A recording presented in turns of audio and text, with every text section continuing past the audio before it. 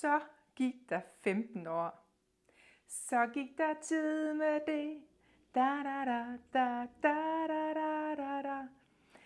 Ja, 15 år, det er jo egentlig mange år, og så alligevel ikke. De er simpelthen gået bare sådan her.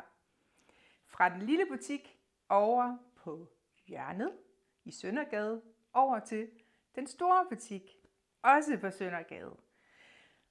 Vi kan jo godt huske, eller jeg kan i hvert fald huske, at der var varer helt op i hjørner i alle afkrog i den lille butik. Og så tænkte jeg jo, da vi kom i den store butik, så skulle det nok hjælpe. Men den har vi også formået at fylde ud.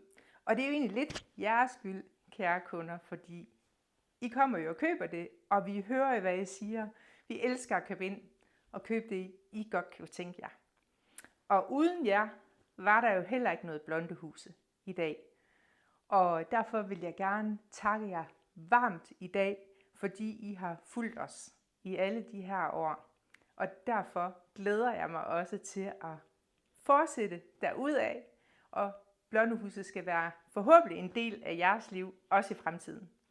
Tak til jer, og hip hip hurra!